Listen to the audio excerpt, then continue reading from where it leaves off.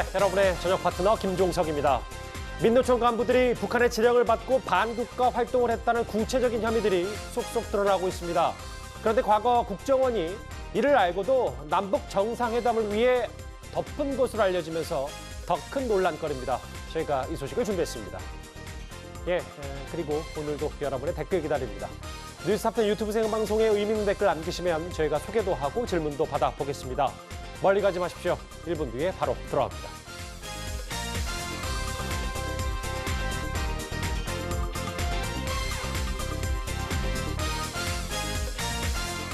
오늘도 뉴스타파이 자랑하는 뉴스고수 네 분과 함께합니다.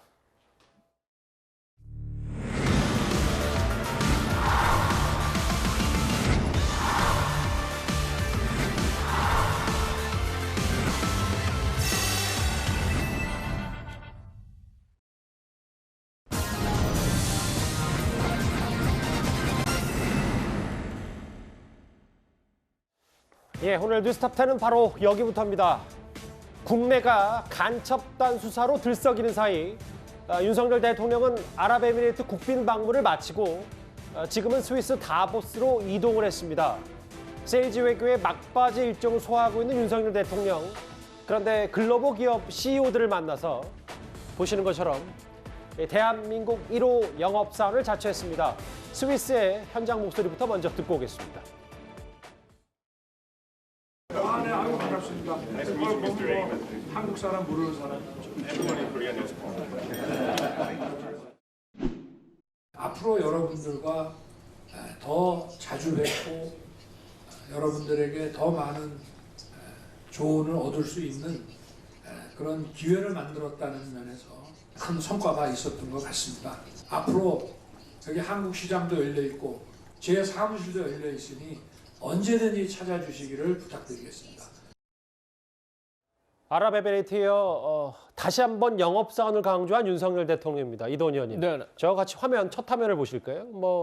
삼성전자 이재용 회장, SK 최태원 회장, 현대차의 정의선 회장을 비롯해서 쭉 우리 대기업 총수들과 함께 경제 외교에 좀 힘을 쏟고 있는 윤석열 대통령인데 저는 대한민국 1호 영업사원이다.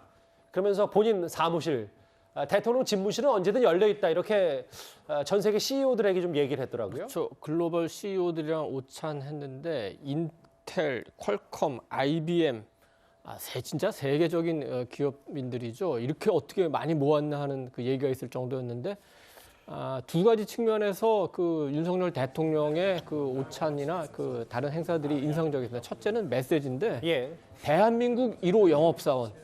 이게 UAE에서 처음 나왔는데 호응이 있으니까 아예 이거를 그 모토로 삼은 것 같습니다. 글로벌 CEO들에게 대한민국 제가 1호 영업사원입니다. 그리고 대통령실 열렸으니까 언제든지 오십시오 하니까 한국 방문해달라는 거예요. 무슨 얘기죠? 한국 와서 투자해달라는 거예요. 그리고 첫째도 경제, 둘째도 경제, 셋째도 경제. 이 메시지는 그 오찬 때 만난 글로벌 CEO들에게 던지는 메시지이기도 하지만 우리 국내도 던지는 메시지라고 생각합니다.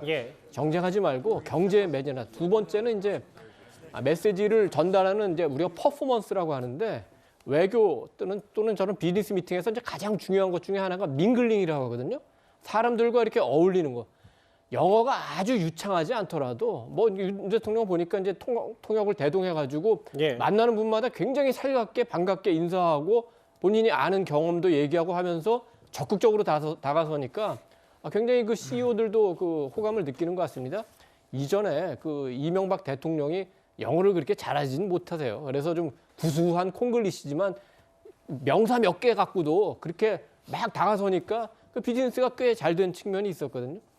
그래서 그 윤석열 대통령도 적극적으로 다가서는 모습 이런 게 조금 그 글로벌 CEO들에게도 호감을 산 것 같고 사실은 우리가 이제 초대하는 입장에 있지만 이재용 삼성전자 회장, 최태원 SK 회장, 정의선 그 현대 기아차 회장 이분들도 사실은 세계적인 그 비즈니스맨들이에요. 그럼요. 그래서 그 이런 게 윈윈 그 시너지 효과가 난 거 아닌가 싶습니다. 화면 한번 다시 볼게요. 우리나라에도 잘 알려진 글로벌 기업들 IBM과 인텔 오찬 같이 하면서 뭔가 본인 스스로 나는 대한민국 1호 영업사원이다. 근데 노돌 교수님 여기 보면 우리나라 주요 대기업 그 총수들도 이번에 경제 사절단 개념으로 대통령과 순방을 함께 했는데 특히 뭐 정의석 회장 같은 경우는 이번에 윤 대통령이 이런 세일즈 외교에 물론 경제인으로서 꽤 높은 평가를 내렸다 이런 후문도 좀 알려지고 있습니다. 네, 뭐 그런 5대 그룹 총수들이 다 참석하는 건 정말 희귀한 일이고요. 예. 특히 이제 아무래도 저 삼성전자 회장인 저 이재용 회장이 제일 중요한 거 아니겠습니까? 우리나라 입장에서는. 예. 근데 이재용 회장은 이게 여기 본인이 그랬다는 거예요. 이게 처음 왔다고 다보스 포럼에. 근데 처음은 아니고 2007년 삼성전자 상무 시절에 처음 참석했던 적이 있고 예. 그 이후 처음이라는 거예요. 그러니까 삼성그룹을 맡은 이후로는 처음이라는 얘기고 더더구나 이번에는 무슨 뭐 윤석열 대통령이 아무래도 이제 뭐 비즈니스맨이라는 그야말로 영업사원이라는 그런 경제 외교에 치중을 하는 것도 있겠지만 예. 지금 우리나라 가장 큰 현안이 바로 부산 엑스포 유치 아니겠습니까? 맞아요. 이 엑스포 유치하는 보통 지난번에 그 왜 이건희 회장 같은 경우도 뭐 올림픽이라든지 유치할 때 제일 앞장서 뛴 경험이 있잖아요. 당시 평창 올림픽이었습니다. 평창 올림픽도 마찬가지고. 예. 그런 때 그러니까 뭐 삼성전자 회장으로 삼성그룹 회장으로서 막중한 임무를 띠고 있다고 볼 수 있는 것들이고요. 뭐 저런 데 참석하면 아무래도 지금 뭐 우리 잘 얘기하셨지만 기본적으로 글로벌 리더들과 함께 어울리는 계기도 되고 또 글로벌 비즈니스 트렌드를 바로 몸으로 느낄 수 있는 거죠. 예. 여러모로 뭐 대통령을 위한 것도 있겠고 또 우리나라 엑스포 유치기도 있겠고 뭐 자신들의 비즈니스도 굉장히 중요한 그런 어떤 발전 방향을 가늠해 볼 수 있는 그런 좋은 계기라고 생각합니다. 재계에서도 저렇게 일단 자막에 나오는 것처럼 이번 그 스위스 다보스에서의 오찬이 꽤 상당한 성과가 있었고 나는 만족한다는 얘기도 좀 그 대기업 총수들 입에서 좀 나왔거든요. 다음 화면을 보겠습니다. 근데 김준일 에디터님 이게 아랍에미레이트에서도 물론 투자 약속 아직은 시작이긴 합니다만 300억 달러 규모 우리 돈으로 약 37조 원 규모의 투자 약속을 받아서 사상 최대 규모의 성과 아니냐 했는데 이번에 그 세계 1위의 풍력 터빈 제조사 베스타스 CEO를 만나서 3억 달러 규모의 투자를 유치했다. 이것도 꽤 높은 점수를 줄 만한 것 같아요. 저는 사실 그 아랍에미레이트에서 투자 유치했다라는 것보다 이게 더 좀 많이 주목이 돼요. 금액은 그쪽이 더 크지만은 물론 거기에 상당수는 이제 무기 수출, 방산이 대부분을 차지합니다. 근데 왜 금액이 작지만은 이거를 주목을 하냐면은 예. 그러니까 지금 저 베스타스가 이제 덴마크 회사인데 세계 풍력 태분에 있어서는 세계 1위인 회사고 여기에 한국으로 이제 공장을 만들어 가지고 아시아 태평양 지역에 지금 다 수출을 하겠다 이런 거거든요.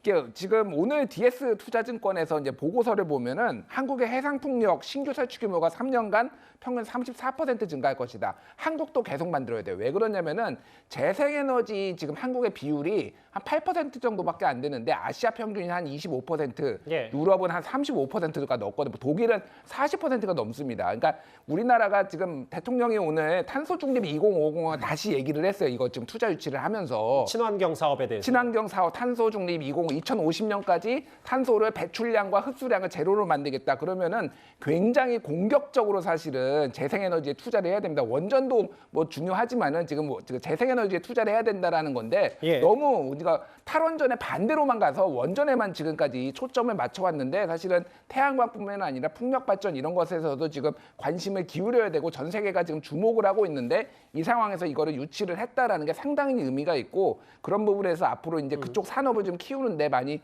정부가 힘을 쏟기를 바라는 마음입니다. 그러니까 김준일 에디터님 말씀은 돈으로 따지면 아랍에미레이트 투자 규모보다 100분의 1 수준이긴 한데 그럼에도 그 의미는 그것보다 더 이상이 될 수 있다 이 말씀하시는 겁니다. 예, 스위스 현지에서 열차에 탑승하는 모습도 잠깐 지금 화면에 나왔고 글로벌 CEO들과 오찬 회동 윤석열 대통령은 그에 이어서 한국의 밤 행사에서 다보스 포럼에 참석한 각국 인사들을 초청했습니다. 대한상공회의소 회장이기도 한 최태원 SK 회장의 목소리도 같이 들어보겠습니다. I'm really excited to host this event as the chairman of the Korea Chamber of Commerce. Everybody has to trust me, and we do. Thank you. You have made the right choice in here.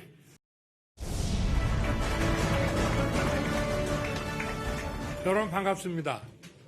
제가 여기로 이 홀로 들어오는데 술과 음식이 보이질 않아가지고 이렇게 손님들 초대해놓고 어떡하나 하고 걱정했는데 글로벌 리더의 소통의 장인 다보스에서 여러분을 뵙게 되니 더욱 기쁩니다.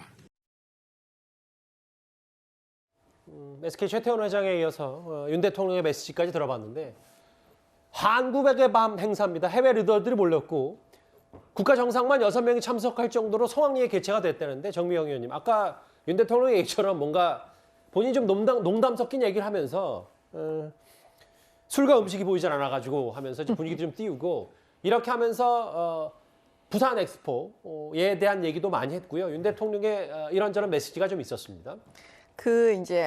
저도 사실 이제 국회에 있을 때 이 스위스 다보스 포럼에 가본 적이 있거든요.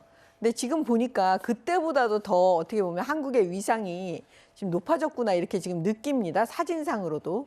근데 이제 대통령께서 직접 가시고 이렇게 그 해외의 그 유명한 우리 기업의 총수들도 다 참석했지만 이 한국의 밤 만찬 행사에 지금 국가 정상만 필리핀 대통령을 비롯해 가지고 한 6분이 오셨고 예. 그다음에 해외 유명한 이제 기업인들도 참석해서 거의 500여 명이 지금 몰렸다는 기사를 보고 제가 깜짝 놀랐어요. 솔직히 말씀드리면.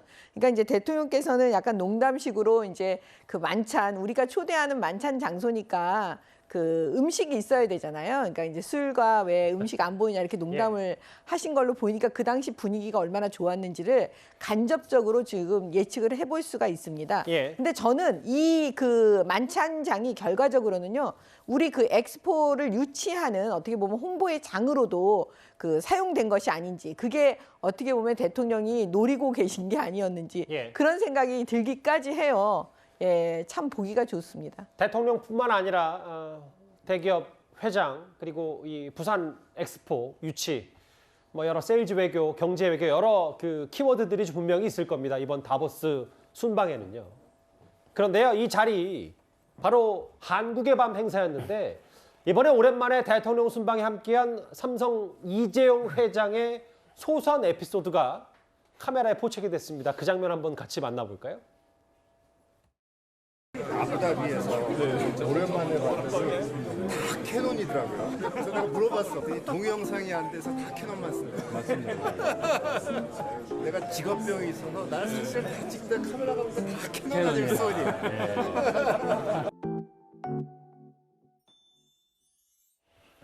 이재용 회장의 여유 있는 저런 모습도 참 오랜만에 봅니다. 삼성 직원들 만났을 땐 저런 표정 많았는데 공식 석상에서는 정말 보기 힘들었었거든요. 이 캐논 얘기, 카메라 얘기 때문에 7년 전, 6년 전 에피소드가 소환이 된 게 있어요. 노돌 교수님. 예전에 취재 기자가 LG 휴대폰 쓴다고 하니까 아유, 우리 삼성 휴대폰 쓰면 인터뷰할 텐데가 바로 8년 전 얘기.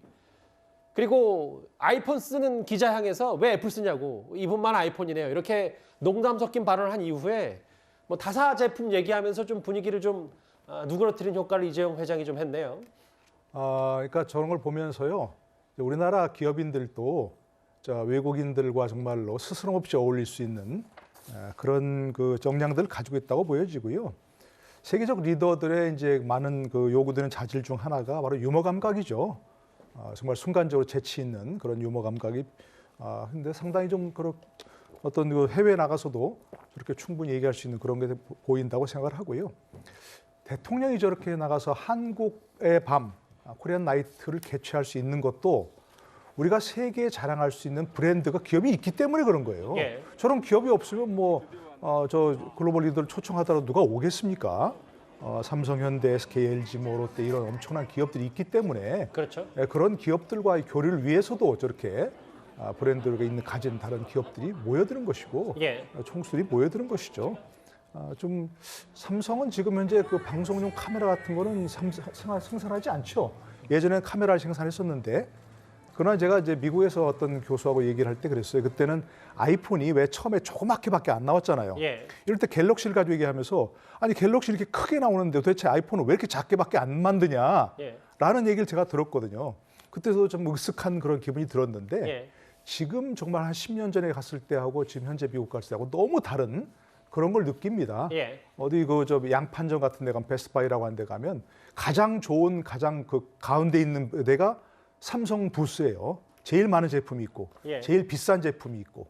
그걸 보면 정말 뭐 대통령이든 누구든 외국 나갔을 때 그런 기업들이 있기 때문에 우리의 어깨가 으스해질 수 있는 그런 상태에 온 것 같다 이렇게 생각이 듭니다. 지금 화면이 아랍에미리트 순방 때 그 만수르 부총리와 세계 뭐 여러 상위권 부호로 알려진 만수르 부총리와 얘기를 나누는 모습도 많이 포착이 됐었고, 이번에는 나 찍는 카메라 다 캐논이네요라고 뼈 있는 농담을 던진 이재용 회장의 저 말도 많이 화제가 됐습니다. 앞서 술과 음식 얘기를 하면서 이 스위스 다보스 만찬장 분위기를 띄웠던 윤석열 대통령인데, 윤 대통령 과거 얘기 짧게 한번 전해드리겠습니다. 윤 대통령 앞서 보셨던 것처럼 그만큼 사람과 어울리는 걸 즐겨하는 성격인데요. 오늘 비슷한 기사 하나가 나왔습니다. 윤석열 대통령의 대학 시절 뒷얘기가 담긴 취재 노트입니다. 정말 중요한 2차 시험을 2, 3일 앞두고 강패랑 친구가 그런 상을 당해서 대구던가요. 하여튼 내려와서 밤에 있다가 가고 그랬던 친구입니다. 1994년 3월에 윤석열 후보가 늦깎이로 이제 검사가 되었어. 첫 발령지가 대구. 제가 한 1년 전에 먼저 와서 있고 저는 그러니까 9년차 검사고. 한참 선배시죠. 윤 후보는 이제 초임으로 왔죠. 병아리. 그래서 제가 윤석열 후보가 그때 늦깎이로 온 만큼 잘 적응할 수 있도록 여기 와서 네가 좀 조금 그 마음이 좀 그래도 낮에는 업무 시간 중에는 후배라도 선배가 생각하고 이렇게 하고 해야 된다고 이제. 근데 윤석열 후보가 워낙에 이게 상황 적응력, 상황 판단력이 또 빠르거든요. 저녁에는 자기가 이제 맥주를 사고 하면서 또 이 술판을 리드하니까 몇 달 안 가서 낮에도 거의 그냥 형 동생 서열이 돼버립니다. 오늘 동아일보에 과거 취재 노트 형식의 기사 하나가 좀 소개가 됐고 많이 주목을 받아서 저희가 길지 않게 소개를 하려 합니다. 이도훈 의원님. 사법시험 구수는 익히 잘 알려진 사실인데 조금 더 구체적인 내용들이 있어요. 선후배들이 얘기하기를 많은 책 읽고 달관할 줄 알아서 이른바 신림동 신선으로 불렸고, 과거에 이 기사를 제가 좀 더 집중적으로 읽어보니까 신림동이 아닌 압구정동에 꽤 괜찮은 그 독서실이 생겼는데 거길 갔다가 이제 말술하면서 어울리기 좋아하는 성격 때문에 윤석열 선배랑 놀면 시험 못 붙는다고 다들 피해 다녔다, 이런 후문들이 좀 전해졌어요. 신림동 신선이라 신선하면은 고고하면서도 잘 어울리고, 그다음에 술 좋아하고 세상 이치 다 통달하고 있고, 그래서 여러 가지 그 말들도 많이 하고. 근데 신선이라는 게 이제 계룡산이나 내장산의 신선임은 어울리는데 신림동 신선은 어떻게 되죠? 그건 그대로 구수하게 되는 겁니다. 그래서 결국 저기 신선 생활 하느라고 계속 낙방한다는 말씀이시죠? 그 구수를 하게 됐죠. 그래서 아마도 이제 수험생을 둔 그 부모님께서는 결코 신림동 신선은 추천하지 않는 그 루트가 될 것 같습니다. 윤석열 선배를 피해 다녔던 그 후배들은 어떻게 됐냐? 빨리 이제 시험에 붙었죠. 나중에 이제 구수를 한 윤석열 그 수험생이 검사가 돼서 이제 후배들 앞에 검사 후배로 나타났습니다. 그때 형 오래간만이에요. 그랬더니 선배님 저 편하게 하십시오. 제가 그 선배를 모십니다. 형 왜 그래요? 그래. 아니 그러지 마십시오. 제가 선배님으로 하는 게 저도 편합니다. 그래서 공과 사는 확실하게 지켰어요. 요 에피소드는 꽤 알려졌는데 대통령실에서는 이제 대체로 이렇게 해석을 합니다. 뭐냐면은 구수했으니까 얼마나 늦게 됐습니까? 말하자면 윤석열은 슬로우 스타터라 이거예요. 그렇지만 결국은 어떻게 됐어요? 검찰총장도 됐죠? 대통령까지 됐어요. 그래서 임기 초에 조금 고전하고 지지율도 어떻게 보면 역대 대통령 중에서는 좀 낮게 시작하지만 결국 검찰총장 대통령 된 것처럼 낮은 지지율을 올려서 아마 퇴임할 때는 굉장히 박수 받으면서 떠날 수 있다. 대통령실에서는 그렇게 해석하고 있습니다. 해몽이 더 좋은 건 아닌지 모르겠어요. 또 하나 제가 인용을 좀 해보겠습니다. 호탕하고 술도 잘 마셔서 술 얘기는 빠지진 않네요. 후배들에게 인기가 많았고 후배들 술 사주느라 검사 월급 거의 다 썼다. 10년 전 김건희 여사와 결혼할 때 전 재산이 2천만 원에 불과했다. 이 얘기, 술 얘기, 인간관계 좋아하고 사람 부대끼는 좋아하고 이런 얘기가 신림동 신선의 뭐 탄생 얘기로까지 지금 전해지고 있어요. 이 기사에는. 그러니까 저는 윤석열 대통령을 보면서 인생사 세옹지마구나. 사실 구수하던 뭐 사실은 안 붙을지 몰랐던 저 사람이 대통령의 대리라고 누가 그 당시에 생각을 했겠습니까? 그래서 다들 이제 단점도 장점으로 승화되고 뭐 그런 것 같아요. 그래서 뭐 저 얘기는 사실 유명합니다. 뭐 결혼할 때 당시에 전 재산이 2천만 원밖에 없었다라는 거는 이미 여러 차례 나왔고, 뭐 김건희 여사 자산이 70억이라고 하니까 뭐 부동산까지 포함해서 결혼 잘했다 뭐 이런 평가가 나올 수밖에 없네요. 다만 이제 저는 뭐 이제 약간의 쓴소리를 하자면은 말씀 뭐 술 좋아하는 것도 좋고 다 좋은데 이제 말씀하시는 거 너무 많이 하지 마시고 남 얘기도 좀 들으시라. 뭐 공통적으로 나오는 게 국무회의를 하든 무슨 회의를 전문가를 만나든 본인이 더 말을 많이 하고 더 많이 이렇게 얘기를 하려고 하지 마시고 이제는 전문가들 의견들 그 참모들 조언도 좀 많이 좀 들으시라 이렇게 말씀드리겠습니다. 순방 얘기와 함께 저희가 준비한 파리 얘기 길지 않게 한번 윤 대통령 관련 과거 취재 노트 얘기 짧게 한번 만나봤습니다. 첫 번째 이슈는 여기까지인데요. 오늘 뉴스탑10 뭐 평소와는 좀 다르게 분위기를 좀 훈훈하게 시작을 해봤는데 이제부터 시작될 주제들이 각각 다 논쟁거리입니다. 다음 주제는 오랜만에 이 얘기를 해보겠습니다.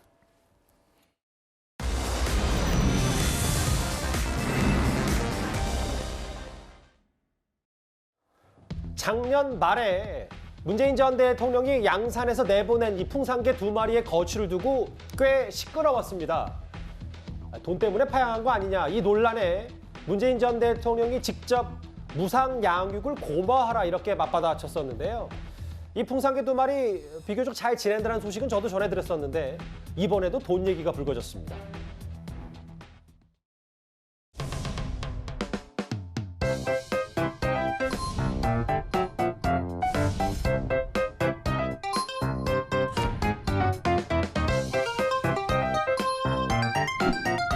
보통 강아지가 아니잖아요. 뭔가 북한의 냄새가 나는 것 같고 확실히 멋있어요. 저는 강아지 아주 좋아하는데 제가 본 이 풍산개는 역대급 강아지인 것 같습니다. 아주 움직임이 역대급 강아지입니다. 우리 고미송이가 광주에 왔는데 우선 먼 길 온인하고 고생하셨고 저희들이 잘 키우겠습니다. 배경 노래는 명쾌한데 이 사안은 좀 그렇진 않아요. 작년 12월, 그러니까 정확히는 작년 말에 경북대병원에서 광주 우치동문원으로 옮겨진 이 풍산개 2마리인데 예산을 1억 5천만 원 책정했다, 이 보도가 알려지면서 아니 도대체 강아지 2마리에 이렇게 많은 돈이 드냐, 이것 때문에 오늘 꽤 뜨거웠습니다. 뭐 잘 키우면 좋죠. 근데 이렇게 세금이 이렇게 많이 들어가는 거에 대해서는 뜨악한 느낌이 솔직히 없지 않습니다. 1억 5천 원이 도대체 어디에 든다는 거야? 그러니까 진료 장비를 사는데 5천만 원이라고 하는데 진료 장비는 그 병원에 다 있지 않습니까? 그럼 가서 그 진료를 받아도 될 텐데 고미 송강이만을 위해서 진료 장비를 5천만 원씩 이렇게 가져오는 게 옳은지, 미생물 배양기, 뭐 치과용 엑스레이 장비, 혈액 분석기 이런 거를 굳이 그 2마리의 그 반려견을 개를 위해서 들여놓을 필요가 있냐, 이런 게 하나가 있고, 나머지 1억 원은 어디 들어가느냐? 이거 추워서 실내에서 조금 놀이터를 만들어줘야 되겠다. 그 시설비가 1억이라는 건데 실내 환기장치, CCTV, 모래잔디 놀이터 조성, 구름다리 터널 허들. 우리나라에 지금 그 반려견 키우는 분이 한 1,000만 원을 지금 넘어서고 있죠. 다들 물론 그 일정한 비용을 들이고 있을 텐데 이렇게 1억 5천씩 한꺼번에 들인다? 이게 얼마나 많은 분들이 납득할지 모르겠어요. 문재인 대통령이 이제 고미송강이를 더 키우기 어렵다고 할 때 이제 논란이 됐던 게 그 사육 비용이었어요. 그때 한 달에 한 250만 원, 200에서 250만 원 정도 되는 사육비 갖고 이제 논란이 된 거였던데, 이렇게 하면은 이거는 뭐 그렇게만 쳐도 5년이 넘는 그 사육 비용을 한 번에 이렇게 다 쓴다는 건데, 어차피 지금 그 예산으로 쓰는 거 아닙니까? 여기에 지금 우치동물원 광주에 있지만 얼마나 많은 광주 시민이, 그리고 얼마나 많은 우리 국민이 박수 칠 수 있을지, 그건 좀 의문인 것 같습니다. 그러니까 뭐 제 일일이 여기 화면을 잠깐 볼게요. 뭐 환영 목소리 있었고 분위기는 좋았는데 저 화면은 제가 짚는 이런 뭐 혈액 분석기나 미생물 배양기나 CCTV 설치하는 거 물론 뭐 있으면 좋죠, 당연히. 근데 주변에 인근 동물병원 이용하면 다 될 일을 이렇게 굳이 양산에서 내보낸 풍산개 2마리에 이렇게 나랏돈을 많이 쓰는 거가 맞느냐, 이걸 두고 광주시 혹은 뭐 우치동물원 이거에 대한 비판 목소리가 좀 있는 것 같거든요. 아니 일단 상식적으로 좀 과도하잖아요. 왜냐하면 그냥 동물병원도 지금 요즘엔 굉장히 많은데 동물병원 가면 되지. 그걸 굳이 저렇게 수입한 저거 다 수입했을 텐데 저런 기계들 장비들을 사느라고 뭐 5천만 원을 들이고 또 뭐 실내 놀이터를 만드는데 1억 원 들고 이러면 이게 자기 돈이면 저렇게 할까 그런 생각이 드는 거죠. 지금 계속 문재인 정권 내내 돈 많이 쓰고 국민 부담 가중됐다는 거는 뭐 다 아는 건데 재정 부담을 갖다가 지금 2배로 높여놓고 그렇게 했던 정권에서 또 이 개가 또 문제인 거예요. 그래서 제가 볼 때는 그 강아지 키우는 건 되게 좋은데 이게 상식적이지 좀 않을 때 많은 국민들께서 말씀을 드러내놓고는 안 하시지만 저럴 바에야는 그냥 김정은에게 다시 돌려주는 게 맞지 않나 그런 생각도 하실 것 같아요. 그래서 제가 볼 때는 모든 게 다 상식적으로 해야 됩니다. 예, 뭐 상식적이라는데 또 그런 생각을 가진 분들이 적을 수도 있고 많을 수도 있고 그건 뭐 사람마다 알 수 없으니까. 다만 뭐 그만큼 풍산개 논란이 있기 때문에 뭐 여러 얘기를 좀 하신 것 같은데요. 그 노돌 교수님, 결국 이 풍산개 논란이 끊이지 않는 이유가 과거에 뭐 전 정권과 현 정권이 이게 뭐 대통령 기록물이냐 아니냐, 누가 관리를 하느냐 이 논란 때문인데 결국은 이게 문재인 정부에서 뭔가 이 관련 규정이 정비가 됐으면 뭐 광주 우치동물원에 가지도 않았을 거고 우치동물원에서 또 이런 과도한 예산 책정 때문에 또 논란거리를 재생산하지도 않았을 거고 뭐 여러 생각이 많이 드는데요. 이게 대통령 기록물 아닙니까? 대통령 기록물. 근데 이런 강아지가 대통령 기록물이 될 거라고 생각을 못 했던 거죠. 예. 기록물 그럼 우리 보통 받은 뭐 선물, 뭐 도자기라든지 뭐 이 옷가지라든지 아니면 이런 것들을 생각하는 거 아니겠습니까? 근데 이것을 이제 동물을 받다 보니까 이것을 누군가 관리를 해야 되는데 대통령 기록관에는 이걸 관리할 수가 있는 시설이 없는 거죠, 현재로서는. 그러니까 이것을 누군가가 이제 맡아서 길러야 되는데 당시에 이제 대통령 기록물 관리법 시행령을 개정해 가지고 이 동물을 누군가나 어떤 사람이나 개인에게 그러니까 개인이나 단체에게 위탁하거나 위임할 수 있도록 하는 규정을 만들려고 했다는 거죠. 그렇게 만들었으면 좋은데 법제처에서 꼼꼼하게 따지다 보니까 법에 대통령 기록물 관리법에는 위임할 수 있는 규정이 없는데 시행령을 만들어서 거기서 다른 사람에게 다른 시설에 위탁할 수 있도록 하냐? 이건 문제가 있다라고 이의를 제기했다는 거예요. 우리가 보기에는 그거 아무것도 아니지만 사실 법제처에서 법을 따지는 사람을 보면은 법에 근거가 없는데 시행령이 만들 수 없는 거거든요. 그렇죠. 예. 그러니까 그 점은 뭐 타당한 지적이라고 생각하는데, 그러니까 빨리 대통령 기록물 관리법을 개정하고 그래서 동물을 누군가 어떤 개인이나 시설에 위탁할 수 있도록 하면 되는데 아직까지 이 문제가 해결이 안 된 것 같아요. 그래서 이제 당시에도 뭐 이게 파양이냐 뭐 이런저런 논란이 있었을 때 아니다. 뭐 반환이다 논란이 있었을 때도 문재인 정부가 이 풍산개 관련해서 많이 애착을 보였다면 그 정부 차원에서 뭔가 그때 시행령이 개정이 됐으면 얼마나 좋았을까 이런 비판은 동시에 있었기 때문에 제가 질문을 드린 거거든요. 예. 그러니까 지금이라도 빨리 법의 근거 규정을 만들고 시행령을 개정해서 이걸 위탁할 수 있도록 그래서 뭐 국비가 들어가는 얼마나 확실한 근거 규정을 만드는 게 중요하다고 생각합니다. 저희가 근데 때마침 또 이런 속보가 들어왔어요. 보시는 그대로입니다. 저희 뉴스탑10을 비롯해서 여러 언론들이 이 문제가 좀 있지 않냐 논란거리를 좀 보도를 하니 광주시가 조금 전에 이 풍산개를 1억 5천만 원 여기 예산 정확히 저희가 진료 장비 뭐 놀이터 포함해서 1억 5천만 원 쓰는 예산을 반영 안 한다고 이제 얘기를 했는데 일단 논란이 커지자 수습을 한 모양새가 됐고 김시일 대표님 근데 저게 그래서 애초에 이런저런 고민을 하지 않고 이 광주시가 예산을 집행했을 리는 없을 텐데 또 하나 해프닝이라고 하기엔 또 풍산개 논란이 다시 짚혀지는 경향도 있었고요. 어떻게 좀 받아들이십니까? 그러니까 이거는 사실은 광주시가 뭐 이제 비판을 받을 게 아니라 우치공원이 비판을 받아야 돼요. 이거의 이제 프로세스가 이런 거죠. 우치공원에서 우리는 풍산개를 관리를 해야 되는데 장비가 이렇게 필요하니까 이것 좀 예산을 지원해 주십시오 하고 광주시에 요청을 한 거고 그 과정에서 이제 언론 보도가 나오면서 광주시도 비판적인 여론을 감안을 해서 안 된다. 뭐 일부도 아니고 거의 안 된다라는 식으로 된 거예요. 그래서 이게 이제 뭐 호구 잡은 건지 모르겠으나 이 기회에 장비 한번 다 마련해 보자라고 생각한 우치공원이 이거는 욕을 먹어야 되는 거예요. 그러니까 그래서 광주시가 욕을 먹을 부분은 저는 아니라고 봅니다. 잠시만 진짜 말씀드려 죄송한데 예. 뭐 그 표현보다는 이 풍산계를 기회로 삼아서 뭔가 예산을 더 따내고자 하는 뭐 이렇게 제가 순화하겠습니다. 말씀하십시오. 저는 뭐 그 표현이 제가 쓴 표현이 더 적절하다고 이 상황에서는 저는 그렇게 생각을 합니다. 그래서 우치공원이 좀 무리했다. 무슨 개 두 마리에 저렇게 뭐 많은 그거를 합니까? 다만 이제 아까 노도일 교수님이 말씀하셨다시피 이거는 뭐 관련 법을 좀 정비를 해가지고 이런 일이 추후에 반복이 되지 않도록 그렇게 좀 조치를 취하는 거는 지금 필요한 것 같습니다. 예. 우치공원이 좀 억울할 것 같아서 요 하나만 조금 첨가를 해야 되겠습니다. 그러니까 실내 사육은 아마 그 광주시장이 아마 그 요청을 한 것 같은데 실내 사육 예산 하느라고 그게 1억이 든 거예요. 그러니까 강기정 시장 말씀하시는 겁니다. 강 시장은 이제 뭐 여러 가지 정치적인 거를 생각을 했겠죠. 문재인 대통령과의 관계 또 이제 아까 우리 정미영 최고께서 뭐 지적하셨지만 그 또 북한 김정은이 선물했다는 것 등등 생각해서 아마 실내까지 얘기한 것 같은데 이렇게 단순한 그 행정사항에 정치적인 그 고려나 정치적인 이해관계가 끼어들게 되면은 의사결정 과정이 왜곡될 가능성이 있어요. 그래서 좀 늦었지만 바로 잡은 거는 뭐 잘하신 것 같습니다.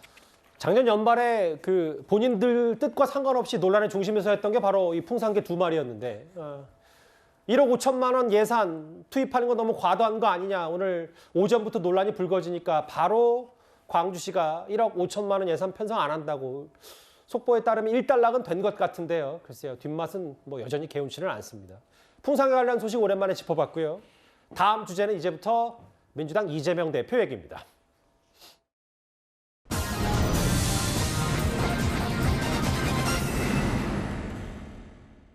원래 민주당 내부에서는요. 이재명 대표 검찰 나가지 말라고 했던 이유 중에 하나가 한동훈 장관에게 말려들지 말자 뭐 이런 목소리 때문이기도 했습니다.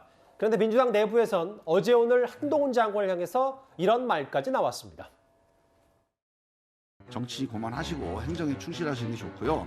정치하시려면 뭐 계속 뭐 말도 나오는데 아예 당대표 출마를 하시든가 아니면 뭐 내년 총선 준비 위해서 빨리 지역구 정하시든가 그렇게 하셔야지 그 대한민국의 공적인 예산과 조직을 활용하는 법무부 장관 자리에 있으면서 그렇게 정치적으로 자꾸 그 멋있는 발언하고 이러면 안 돼요. 본인이 검사인지 장관인지 아니면 정치하는 사람인지 헷갈려하는 것 같아요. 저번에도 부스럭대는 소리를 듣고 돈봉투 만지는 소리다라는 제가 볼 때는 거의 헛소리를 하셨는데 정말 그런 발언 하고 싶다면 장관직 내려놓고 출마하시는 게 적절하지 않나. 그런 신통력 발휘하는 장관은 처음 봤습니다. 예, 헛소리라는 단어까지 나왔는데요. 먼저 이동현 의원님. 근데 특히 뭐 이거 뭐 친명 비명 떠나서 김종민 의원이 정치적으로 멋있는 발언을 하면 안 된다라고 멋있는 발언이라는 표현을 썼는데 뭐 이 부분을 두고 오늘 여러 해석들이 좀 나왔어요. 우선 그 검찰에 출석하면 한동훈 법무부 장관에 말려든다 이런 얘기가 이제 야당에서 나오는 모양이죠. 삼국지에 보면은 총나라 관우가 형주를 장악하고 북쪽을 바라보니까 북쪽 중원을 차지하고 있던 조조가 아이고 무서워 해서 수도를 옮기려고 그래요. 두려움이 있으면 과잉 대응하고 이제 거칠게 대응하는 겁니다. 김종민 의원은 조금 그 양반인 것 같아요. 김종민 의원이 보기에도 한동훈 장관 발언이 좀 멋있어 보였나 보죠. 뭐 그 정도는 애교로 넘어갈 수 있을 것 같고 박찬대 최고위원의 발언은 조금 그 지적을 하지 않을 수가 없습니다. 그 최고위원이시잖아요. 근데 헛소리라는 말을 이렇게 그 장관에게 해도 되는지 이 말에 무슨 팩트가 있고 무슨 논리가 있고 무슨 그 저 법리가 있습니다. 말만 거친 거 아닙니까? 이런 수준으로 하면은 의원 169명이 달려들어도 한동훈 장관을 이길 수가 없는 거예요. 김준일 데이터님, 결국은 그 민주당의 그 내부 기류는 한동훈 장관이 이재명 대표의 각각 수사 뭐 서울중앙지검이든 뭐 수원지검에서 하든 성남지청에서든 이런 거를 전반적으로 보고 있다.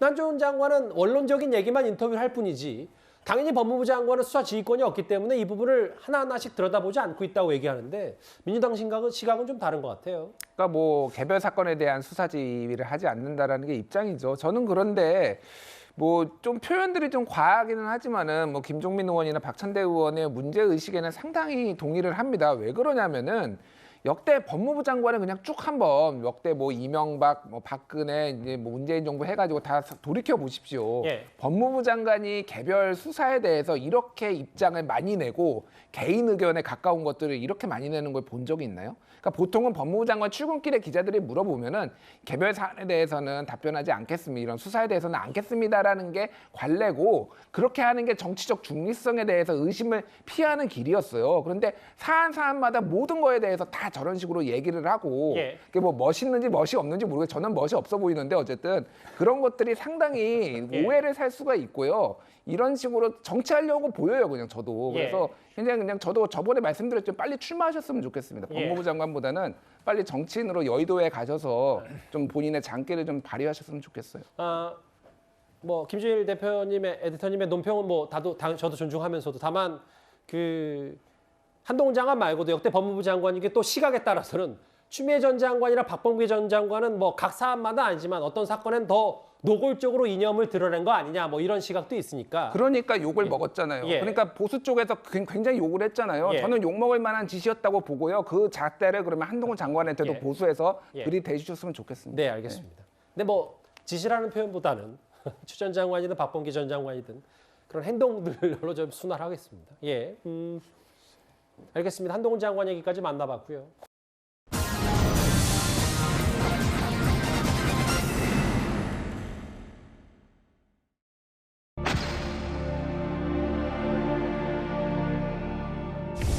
민노총 안에 있는 지하 조직, 지하 간첩 이 사람들을 민노총에서 분리해 주는 거기 때문에 민노총을 더 건강하게 해주는 거죠.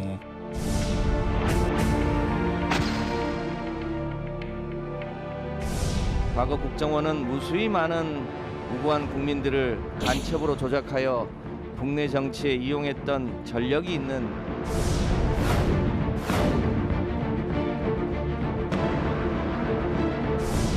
문재인 정부에서 간첩단 수사를 막거나 방치한 것이 사실이라면 이는 이적 행위입니다.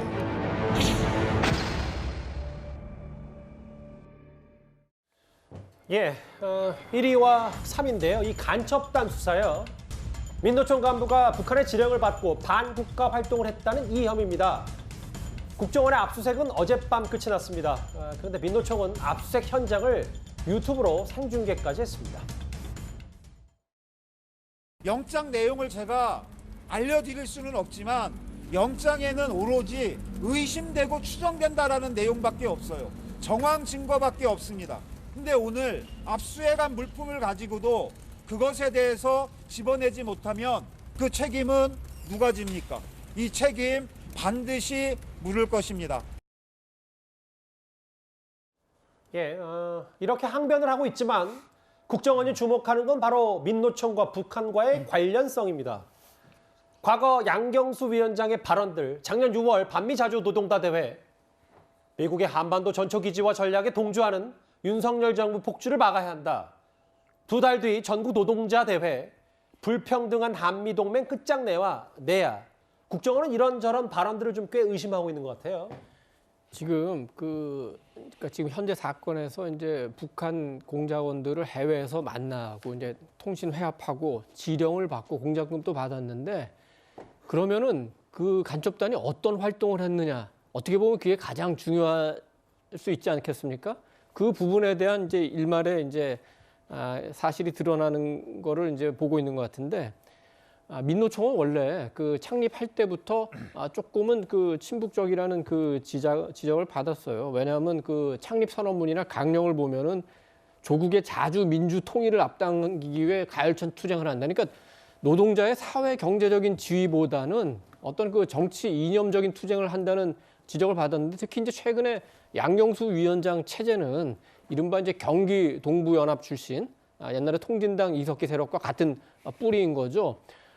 그 민노총을 장악하면서 지나치게 친북적으로 가고 노동운동의 방향 자체를 아예 글로 가는 거 아니냐 했는데 실제로 그 작년 8.15 대회에서 한미동맹 해체, 주한미군 철수, 그리고 이제 그 북한이 지령했던 것 중에 하나죠. 반보수 정권 운동, 그러니까 반 그 윤석열 정권 투쟁 이런 거를 가열차게 하니까 이게 그러면 어떤 그 지금 간첩 사건에 북한과의 그 통신해협 지령과 관련된 부분이 있는 건가?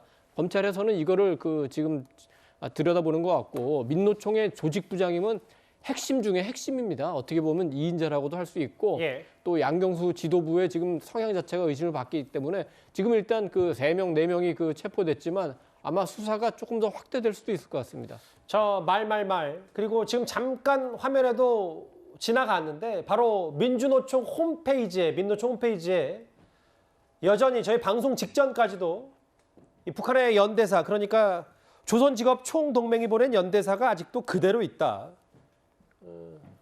어떻게 받아들이세요? 겁이 없어요. 겁도 없어요. 이게 그러니까 문재인 정권 5년이 낳은 그런 상황이라고 저는 보여지는데요. 이렇게 해도 아무 문제가 없는 거예요. 국가보안법 있어봤자고 뭐 간첩 활동을 해도 뭐 이렇게 대놓고 해도 아무런 수사를 받지 않았습니다. 그래서 지금 이제 이런 부분이 국민들께 알려지고 있는데요. 그 북한에서 보내온 이거를 민노총에서 낭독을 하죠. 그다음에 홈피에 그 글을 지금까지도 계속 올려놓고 있죠. 내용은 뻔해요. 노동하고는 아무 상관도 없어요. 미국과 남조선이 침략 전쟁 연습을 벌이고 있으니 단호하게 진문개해야 한다. 이런 정치적인 거를 그대로 지금 하고 있잖아요. 이것 자체로도 간첩 활동이에요. 제가 볼 때는. 그래서 이번에 명명백백하게 전부 수사해서 확실하게 밝혀주기를 진짜 진심으로 바랍니다. 뭐 아직까지는 국정원이 의심하고 있고 그 혐의를 포착하기 위해서 법원의 영장을 발부받아서 어제 그 민노총 핵심 간부의 사무실 압수수색을 했기 때문에 몇 가지 그래픽을 제가 한번 먼저 보겠습니다. 국정원의 시각은 북한의 문화교육 산하 공작원이 해외에서 이 민노총 간부들을 만났고 지령을 내린다. 민노총 조직국장 포함해서 조직실장까지. 그리고 반정부 시위를 주도하라. 지학 조직 구축 주도를 정황한다.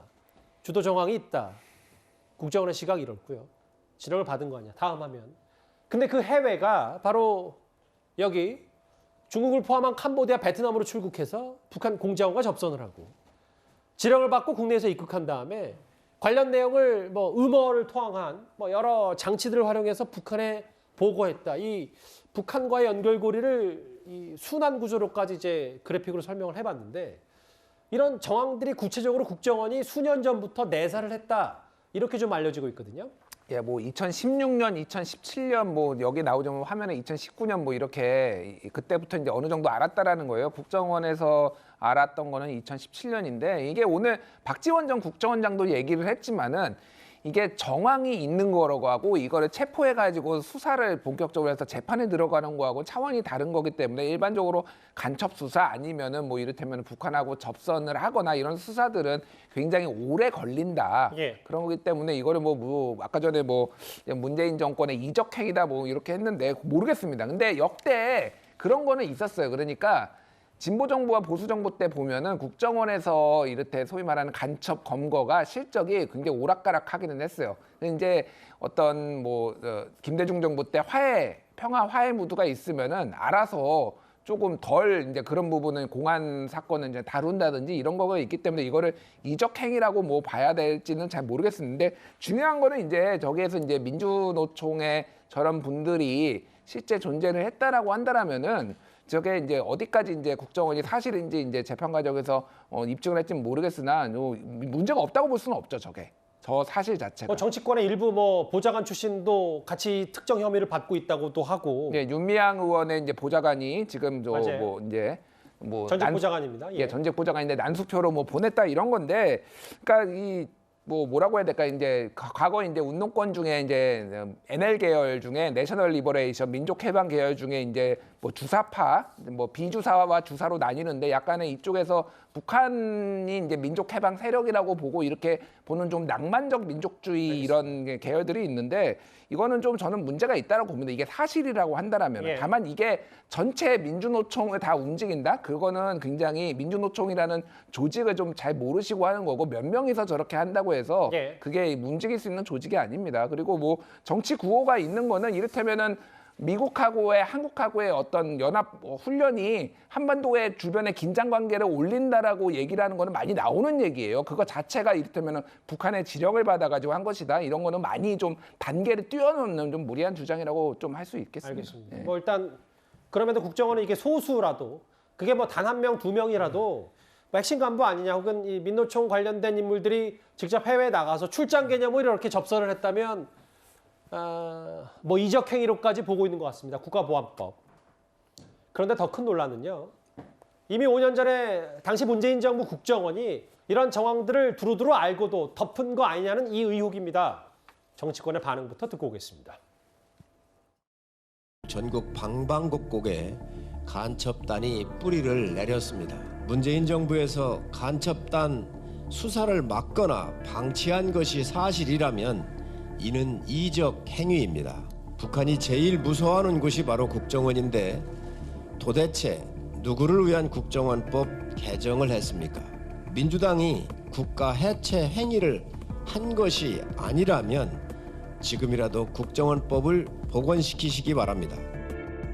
철진한 공안정국도 다시 소환되고 있습니다. 국정원이 내년 경찰로 이관되는 국내 대공수사권을 계속 유지하기 위한 도구로 활용하는 것은 아닌지 걱정이 됩니다.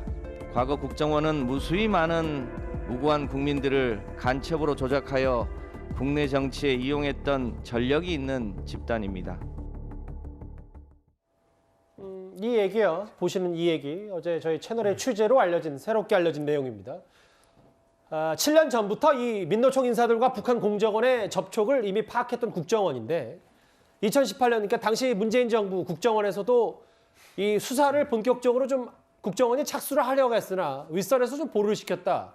당시 잘 아시는 것처럼 뭐 판문점, 평화의 봄, 뭐 남북 판문점 정상회담 앞둔 시점이기 때문에 뭐 윗선에서 지금 할 필요가 있냐라고 했고 뭐 구체적인 내용 중에는 보고하라고 했더니 휴가를 갔다 윗사람이 뭐 이런 얘기까지 전해지면서 글쎄 이것 또한 뭐 남북 관계에서 중요한 연결고리일 수도 있고 뭐 잘못했다면 민노총의 간부도 색출했어야 되는데 그러지 못했다 이런 정황 증거 같거든요. 그러니까 아까 저 민주당에서 얘기한 것처럼 뭐 공안정국 조성을 위해서 지금 이런 걸 터뜨렸다 하기에는 이런 수사가 너무 오래 걸리는 거죠. 처음부터 뭐 간첩 수사, 국가보안법 위반 사건 수사는 하루 이틀 되는 게 아니지 걸리는 게 아니지 않습니까? 아까 잘 얘기했지만 정황만으로 수사하거나 무슨 뭐 압수수색하거나 구속할 수 있는 것들이 아니고 정말 물증을 잡아야 하는 것이고 북한과 접촉해서 북한의 지령을 받고 있다 하는 그런 증거를 잡아내야 하는 거 아니겠습니까? 예. 더구나 해외 접촉 사례까지 확인을 하고 그것을 수사해야 되는 거니까 보통 오래 걸린 수사가 아니고 보통 힘든 수사가 아닌 거죠. 정말 이것은 오래 걸릴 뿐더러 그에 대해서는 정말 깊은 노하우가 있어야 되는 그런 것들이고 근데 지금 좀 충격적인 얘기는 바로 그런 것들입니다. 정치성을 고려하지 않을 수 없겠지만 예. 수사 실무진들이 이걸 증거를 가지고서 수사를 확대해야 된다 얘기하니까 그 결재란에 있던 사람들이 안 되겠다 하는 거 아니겠습니까? 이 결재를 올렸는데 안 했다 하면 그 직무유기가 되거나 아니면 수사를 하지 못하게 했다는 것은 직권남용까지 될 수 있는 그런 엄청난 일이거든요. 그러니까 지금 얘기하신 대로 뭐 그에 대해서 가부간 결정을 미루고 휴가를 떠나면서 결재까지 안 했다 이런 것들이니까 정말 국정원의 기능 가장 중요한 기능 중에 하나를 이건 뭐 무력화시킨 거라고 볼 수밖에 없는 거죠. 국정원의 가장 큰 핵심 중에가 여전히 대공수사니까. 그렇습니다. 당연한 거죠. 해외 공작을 하는 것도 사실은 우리 국가의 안보에 위해가 되는 사례를 더 막으려고 하는 것들이니까요. 예. 과거 국정원이 과거의 권한을 남용해서 여러 가지 잘못된 일을 했다. 그것도 물론 당연히 고쳐야 할 일이지만 국정원의 기능을 중요한 기능을 무력화시키고 우리 안보에 위해를 가져오려고 했다. 이런 것도 정말 대대로 잘못된 것이라고 해서 더 큰 문제를 일으킬 수 있다. 이렇게 생각합니다. 사실 잘 아시는 대로 5년 전에 남북 정상이 꽤 자주 만났고 이런 것 때문에 국정원이 좀 뭐 의도적으로 이 사실을 덮은 거 아니냐는 의혹도 있고 국정원 내부에서도 이런 걸 좀 들여다보기 때문에 이런 게 언론을 통해서 얘기가 나오는 거겠죠. 그 정미영 의원님. 다음 화면을 좀 준비해 보겠습니다. 결국은 이게 다 뭐 문재인 정권에서는 뭔가 이 부분을 제대로 들여다보지 않았기 때문에 문제인데 라면 국민의힘에서는 이런 얘기를 했어요. 문재인 정권과 현 민주당이 간첩을 알고도 국정원 대권 수사권을 폐지했다면 국가 해체 행위다. 뭐 우리나라가 북한 공작 놀이터가 되도록 문정부가 승인한 셈이다. 뭐 강도 높게 오늘 집권 여당은 비판을 했는데 실제로 대공수사권이 국정원에서 경찰로 내년 1월 1일부로 넘어가면 이 부분을 좀 국민의힘은 다시 그걸 바꿔야 된다는 얘기가 나오거든요. 어떻게 좀 받아들이십니까? 그거는 지금 보세요. 간첩 수사는 대한민국에서 두 곳에서 해왔어요. 그게 어디냐면 국정원하고 검찰이에요. 예. 근데 이미 문재인 정권에서 이 검찰의 간첩 수사 그 기능을 완전히 무력화시켜버렸어요. 무슨 검찰 개혁 운운하면서. 그러면 이쪽 한쪽이 없어진 겁니다. 그럼 남아있는 국정원인데 또 이 국정원의 간첩 수사 기능을 어떤 식으로 없앴냐면 그 법을 개정해가지고요. 2020년도에 없애버렸습니다. 그래서 이제 시행이 언제 되냐면 1년 이후에는 국정원에서 더 이상 간첩 수사를 못하게 되어요. 그리고 그 기능을 경찰로 넘긴대요. 근데 간첩 수사를 하는 거는요. 엄청난 노하우가 바탕에 깔려 있고 전통적으로 해온 사람들만이 할 수 있는데 사실 경찰은 그 기능이 없거든요. 그러면 경찰로 넘긴다는 얘기는 결과적으로 뭐냐? 대한민국에서 간첩 수사는 이제 거의 아무도 하지 못한다라는 말하고 똑같은 거예요. 왜 문재인 정권 때 그런 법을 개정해서 만들었을까요? 결과적으로 북한에게 이로운 행위를 계속 해왔다는 거죠. 그러면 지금 이렇게 민주노총에서 일어나는 이런 간첩단의 여러 가지 지금 상황들이 국정원에서 알겠습니다. 나오고 있는 거는 결과적으로는 문재인 정권이 다 잉태한 것이다라고 보는 겁니다. 김준일 에디터님, 저희가 화면에는 국민의힘 인사들의 목소리밖에 준비를 못했어요. 왜냐하면 오늘 민주당에서 물론 윤건영 의원 정도가 얘기를 하겠지만 뚜렷하게 공식 입장을 밝히는 것보다는 뭔가 국정원 앞으로 수사 결과를 지켜보겠다.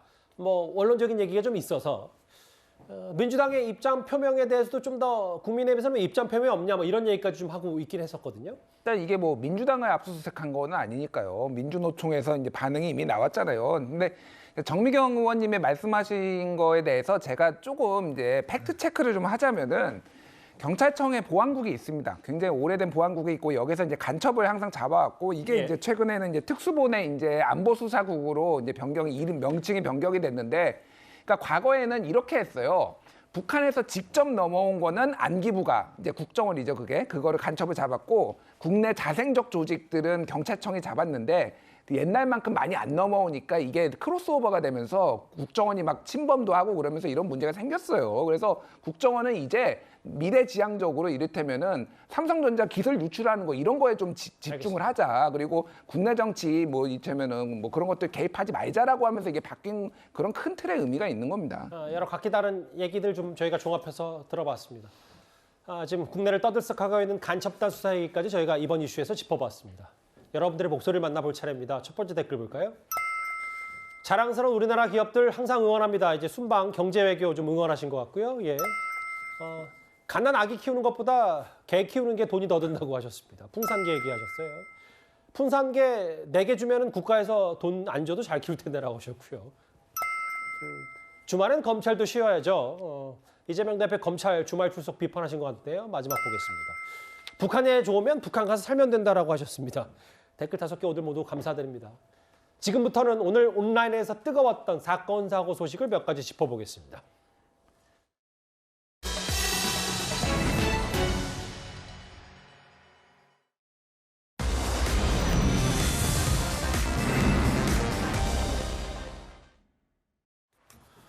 저희가 준비한 9위입니다. 쓰레기장을 만든 모텔 테러범 얘기인데요. 어떻게 이 숙박업소를 이렇게 만들었길래 테러범으로까지 불리는지 바로 사진을 한번 저하고 같이 만나보겠습니다. 한 온라인 커뮤니티에 올라온 바로 이 사진인데요. 이건 과거의 숙박업소 사진이고요.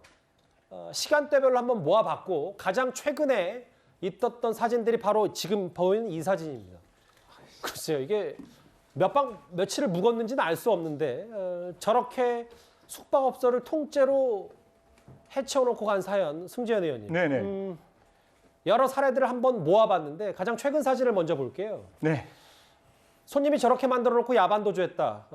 올 초에 있었던 숙박업소 이 얘기인데 이게 지금 온라인에서 꽤 오늘 많이 얘기가 나왔습니다. 사실 제가 숙박업소 주인이라면 진짜 땅을 치고 통곡을 하고 도대체 이게 무슨 일인지 이게 뭐 전쟁터도 아니고 막 작정하고 이렇게 음식을 버리는 모습이기 때문에 사실 굉장히 마음이 아팠을 거라고 생각합니다. 사실 이게 오늘 내일 일이 아니라 2006년에도 존재를 했고 2021년에도 존재했고 지난해 숙박업소에 존재했는데 그냥 작정하고 버리는 모습인 거예요. 그러다 보니까 숙박업소에서는 그러한 어떤 손해가 일어났을 때 청소비도 좀 만들고 보증금도 만들었지만 그 뭐 손님들한테 돌려달라고 이야기하기도 어려운 것이고 또한 보증금도 자꾸 손님들이 재촉하는 바람에 여러 가지 어떤 아픔이 있다고 하는데요. 저는 기본적으로 시민의식이 가장 중요하지 않을까 그렇게 생각합니다. 지금 보니까 그 숙박업소 사장은 지금 112에 신고부터 해줬다고 하더라도 네. 다른 숙박업소 또 손님들이 왔을 때 다칠 수도 있을까 봐 이게 배상이나 혹은 여러 법적 문제는 또 어떻게 이루어지죠? 두 가지로 따질 수가 있겠죠. 저희 안에서 물건을 만약에 손괴를 했으면 형법상 손괴죄가 성립될 수 있을 것이고 두 번째, 저걸 작정하고 했으면 업무방해죄가 성립될 수 있는 거고 또 민사상으로는 저러한 부분에 대한 손해배상 청구를 할 수 있는데 가장 중요한 거는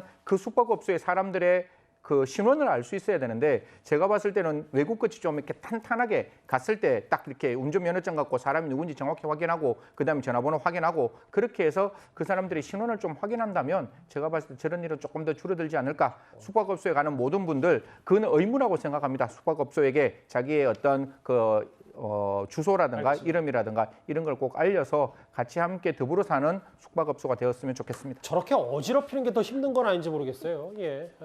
과거 사례까지 저희가 한번 모아봤습니다. 또 다른 이슈 뉴스탑10 준비한 마지막 10입니다.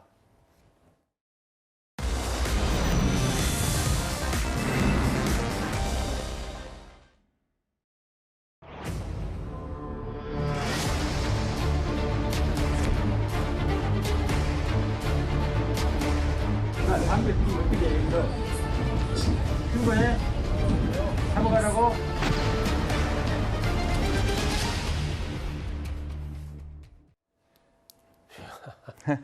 1호선인데요. 네. 마스크까지 내리고 담배 피는데 적반하장으로 신고해 잡아가라고. 이거 오늘 꽤 뜨거웠습니다. 그러니까 하니까 반대편 담배 피우는 분이 아니요 이렇게 얘기를 했다는데 혹시 앵커 옛날에 한 20년 전에 고속버스 안에서 담배 피웠던 거 기억나세요? 저는 생각보다 젊습니다. 아, 그러시구나. 예.